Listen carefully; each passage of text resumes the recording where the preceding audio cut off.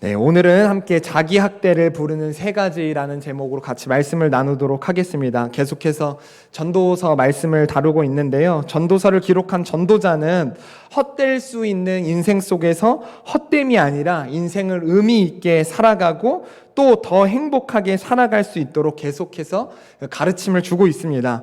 오늘은 전도자가 인생을 행복하게 살기 위해서 주의해야 할 것, 이 주의해야 할 것을 전도서 4장 전체를 할애하여서 당부를 합니다.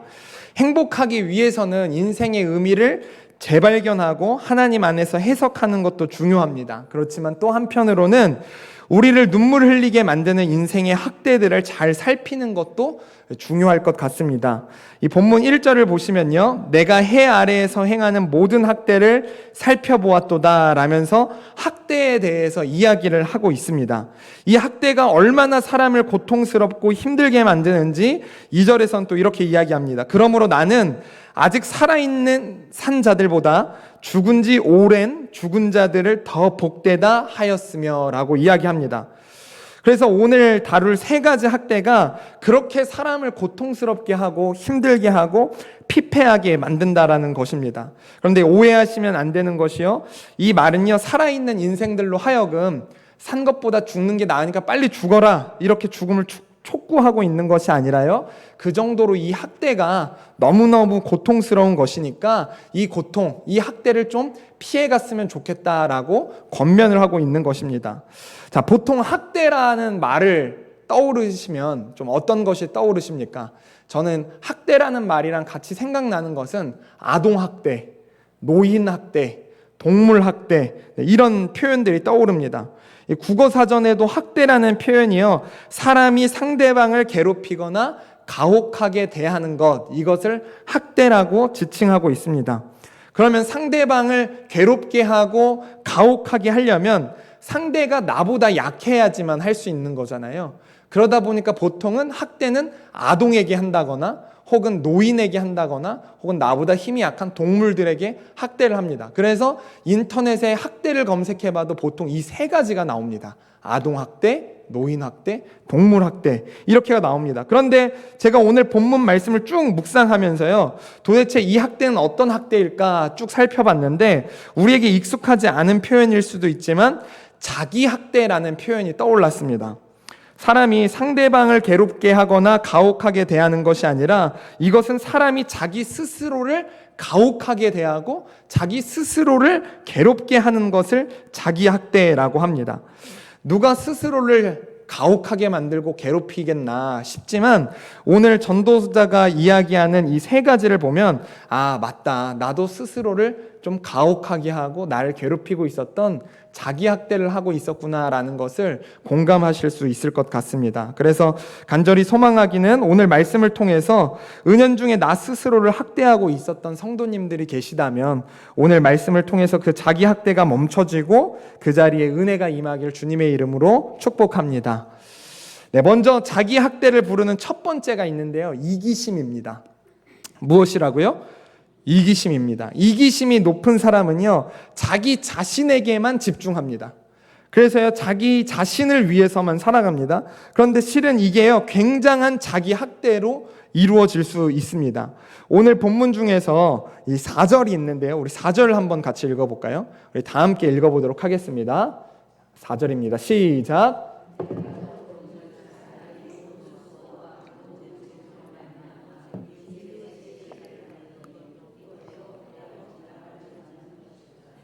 네, 지금 여기 4절을 보시면 이 4절이 원어 성경이랑은 조금 다르게 번역이 되어져 있습니다.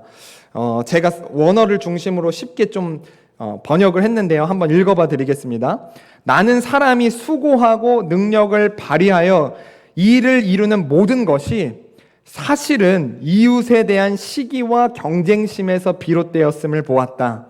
이 또한 헛되며 바람을 잡으려는 것이다. 자, 제가 지금 번역해드린 거랑 우리 성경을 읽은 거랑 어떤 차이가 있냐면요, 우리가 읽은 개역개정에서의 성경은 내가 무언가 재주가 있으니까 이웃이 나를 시기했다, 이웃이 나를 시기한 거예요. 근데 사실 원어 성경에 가까운 번역은 뭐냐면요, 내가 이웃을 시기해서 내가 열심히 노력해갖고 내 능력도 키우고 내가 열심히 성공을 했다는 거예요. 의미가 다르죠? 이웃이 나를 시기했냐? 내가 이웃을 시기했냐? 근데 원어 성경에서 가까운 것은 내가 이웃을 시기했다는 거예요. 자, 여러분, 이기심이 높은 사람은요, 자기밖에 모릅니다.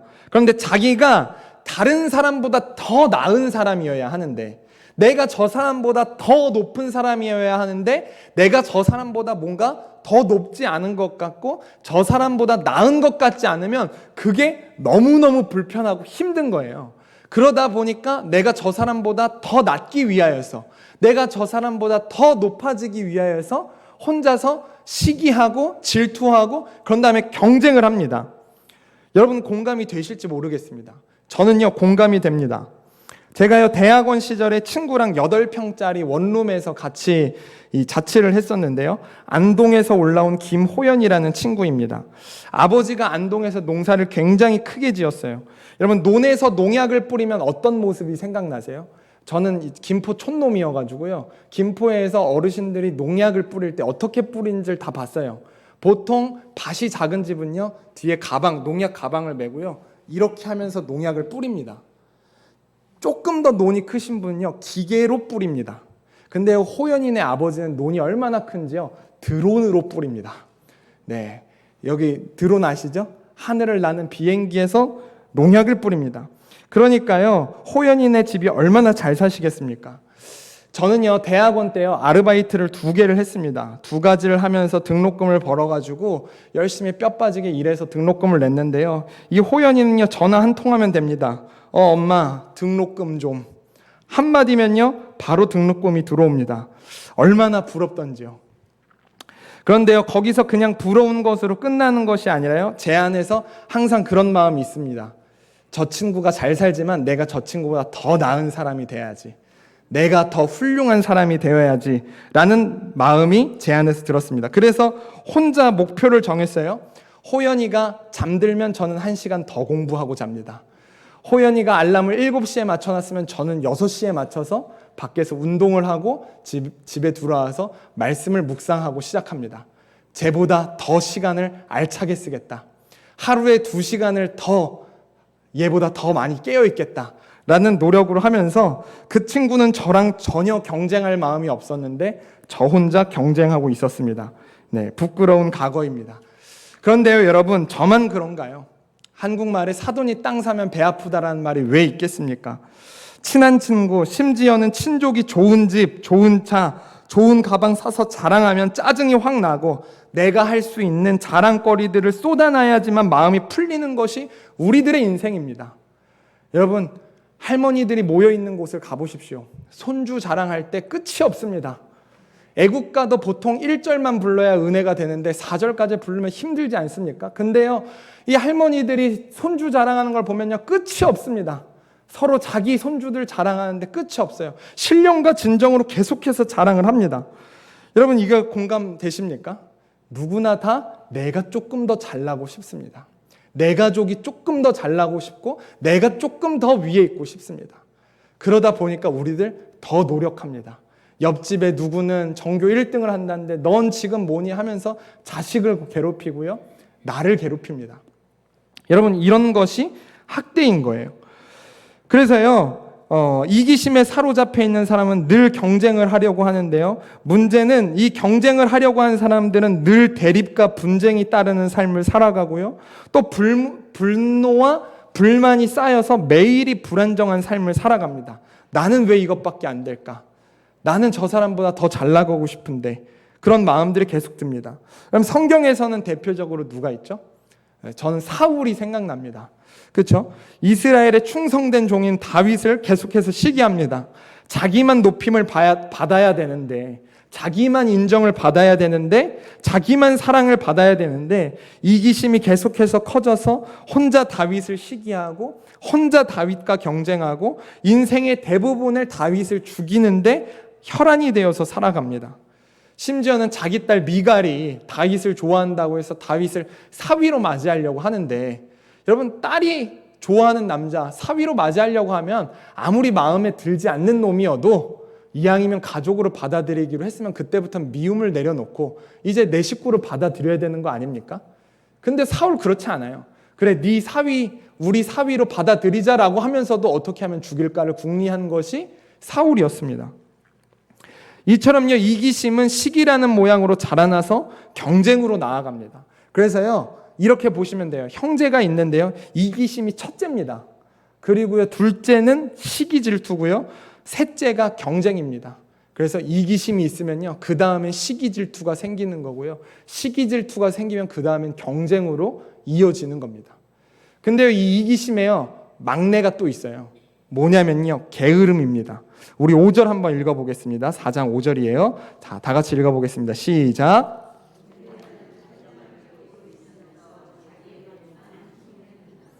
자, 이기심이 높은 사람은요, 시기하고 경쟁할 수도 있지만요, 또 한편으로는 게으름으로 반응할 수도 있습니다. 자, 내가 나밖에 모르는 사람이에요. 내가 지금 내 삶에 제일 중요해요. 이게 이기심입니다. 그러면 내가 상대방보다 더 잘 나가거나 더 높이 올라가려면 경쟁을 해야 되는데 또 어떤 반응이 있냐면 내가 너무 소중하기 때문에 시기하고 질투하고 경쟁하는 게 아니라 내가 더 편안해지고 싶다로 반응할 수도 있는 거예요.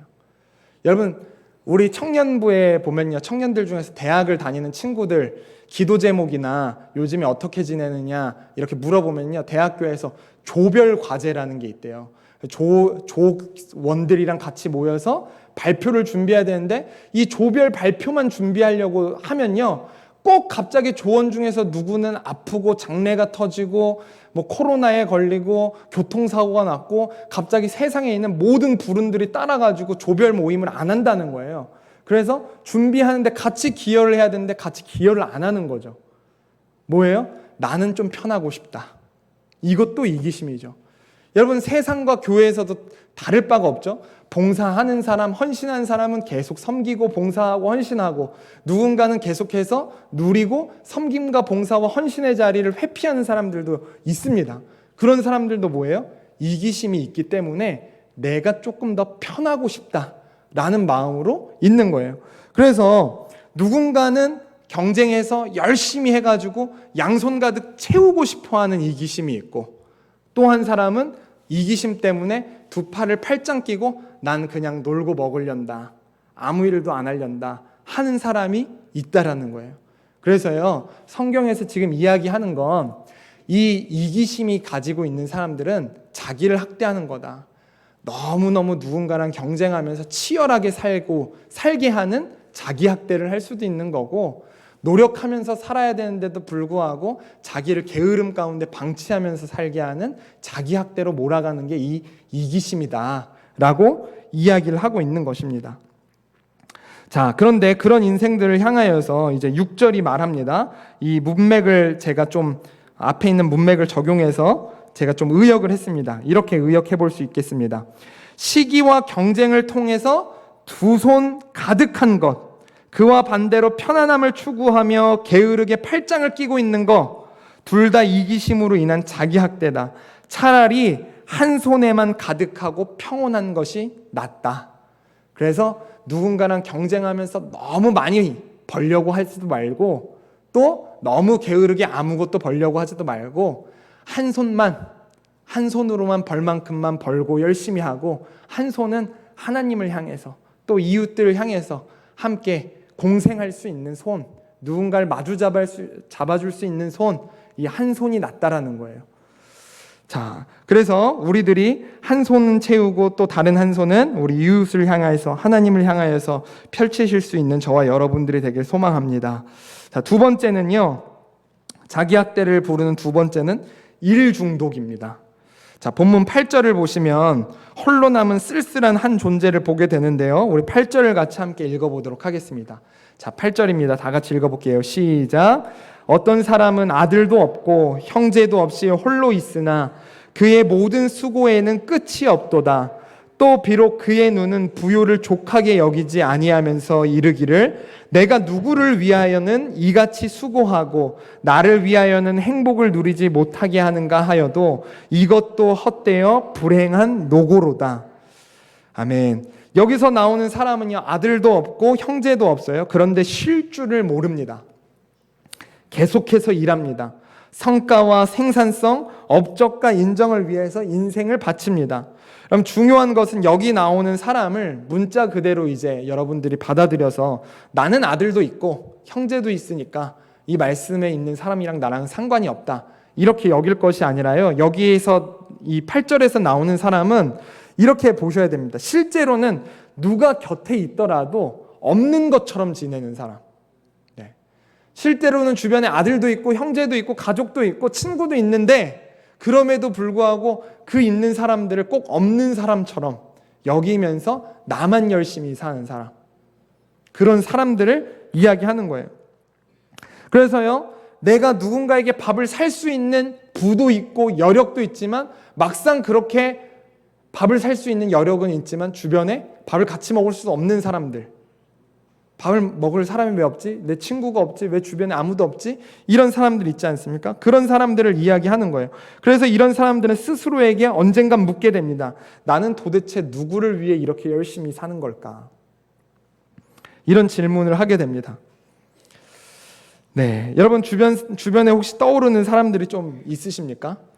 이렇게 스스로를 고립하는 사람들이 꼭 주변에 한 명씩 있습니다. 뼈 빠지게 고생하는데 가족들, 주변 사람들 즐거움을 누리지 못하고 그것뿐만 아니라 자기 인생도 제대로 누리지 못하는 사람들이 있습니다. 그래서 이걸 다른 말로 표현하면요, 누군가를 위해서 일하는 기쁨, 또 자기 자신을 위해서 일하는 기쁨을 모르고 그저 버는 행위 자체에만 꽂혀서 살아가는 인생들이 있다라는 것입니다. 여러분, 이건 정말로 슬프고 비참한 것 같습니다. 가족을 책임지기 위해서 열심히 밤낮으로 일하는 분들이 계시죠.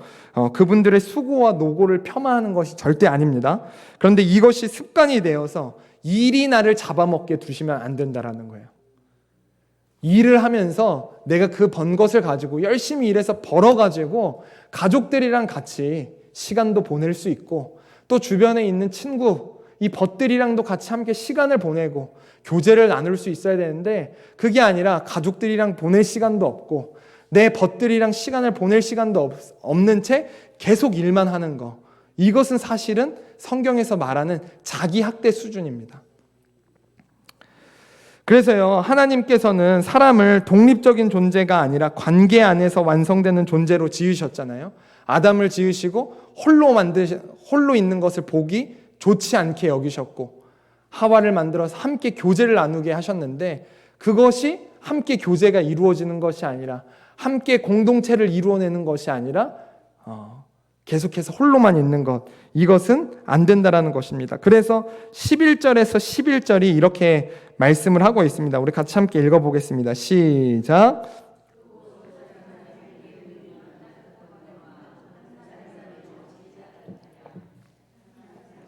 배하겠거니와 두 사람이면 맞설 수 있나니 세 겹줄은 쉽게 끊어지지 아니하느니라. 아멘. 혼자보다는 둘이 낫고 둘보다는 셋이 낫다고 이야기하고요, 하나님께서는 우리를 일만 하시도록 부르신 것이 아니라 함께 살아가도록 또 사랑하도록 나누도록 부르셨습니다. 그래서 이것이 일하지 말라는 것이 절대 아닙니다. 성경에 전반적으로 보면 노동의 가치를 굉장히 숭고하게 여깁니다. 그래서 사도 바울 같은 경우에도 이렇게 얘기하죠. 일하지 않으면 먹지도 말게 할라. 네, 일하라는 것입니다. 일하지 말라는 게 절대 아니에요. 그런데 이것 때문에 우리들의 인생이 팍팍해서 먹고 살기 위한 수고, 그 먹고 살기 위한 수고가 전부가 되었을 때, 가정을 잃고 또 고립되었을 때 그걸 이야기하는 것입니다. 그런 의미에서 우리 수요 성도님들은 항상 예배 후에 함께 식탁 교제도 나누시고 또 함께 북카페에서 교제하는 모습이 너무 아름답고 귀한데요, 이런 모습들이 계속해서 잘 이루어지면 좋을 것 같습니다. 우리 옆 사람을 보면서 함께 이렇게 인사를 건네봤으면 좋겠는데요, 계속 같이 밥 먹자. 계속 같이 밥 먹자. 여러분, 우리가 혼자서만 고립되는 것이 아니라 계속 같이 함께 밥도 먹고 차도 마시고 그렇게 교제하는 것이 너무 중요한 것 같습니다. 특별히 더 중요한 이유가 있는데요. 제가 말씀을 준비하다가 이 데살로니가전서 말씀이 생각나서 이 말씀을 읽다가 이렇게 혼자 울컥했습니다. 우리 데살로니가전서 2장 19절에서 20절 한번 찾아볼까요? 데살로니가전서 2장 19절에서 20절 말씀입니다. 신약 성경에 있는 데살로니가전서 2장 19절에서 20절입니다.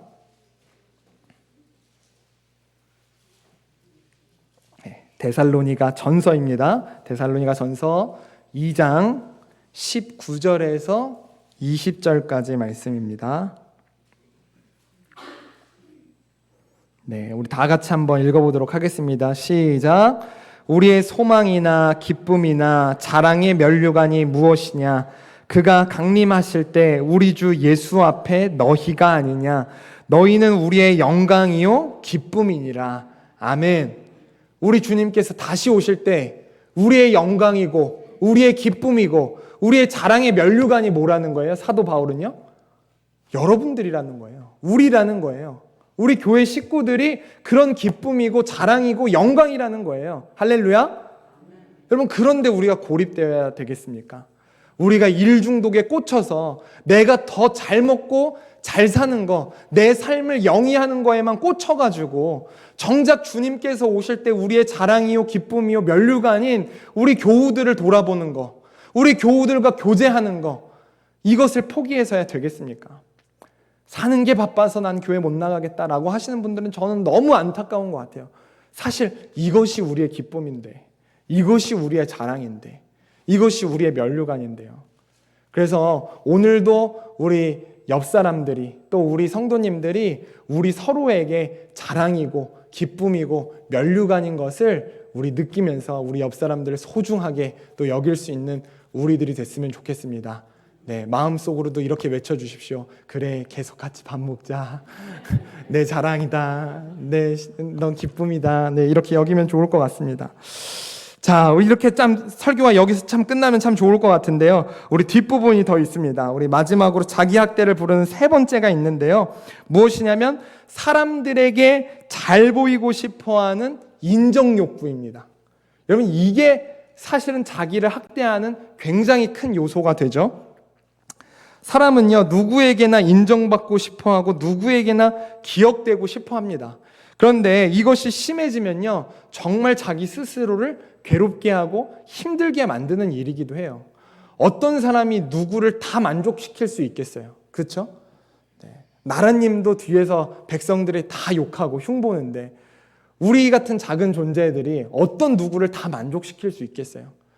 그거를 알고 있음에도 불구하고, 내 한계를 알고 있음에도 불구하고 우리는 늘 누군가를 만족시키고 싶어하고 모든 사람에게 칭찬받고 싶어하고 모든 사람에게 좋은 사람이 되고 싶잖아요. 근데 이것을 열심히 노력하는 것이 사실은 굉장히 헛되기도 하고 또 무의미하다라고 이제 오늘 본문 13절에서 16절까지 이야기를 합니다. 사실 이 13절에서 16절까지는 굉장히 본문이 모호하게 느껴지기도 하는데요. 왜냐하면 먼저는 가난하고 지혜로운 젊은이가 한 명이 나오고요. 또 한 명 늙고 둔해서 경고를 들을 줄 모르는 왕이 나옵니다.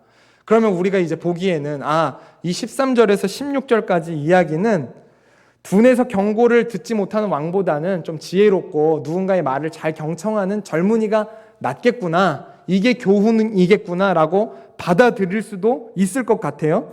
또 왜 그러냐면 14절에는 이렇게 이야기합니다. 이 젊은 청년이 감옥에서 나와가지고 왕이 됐다.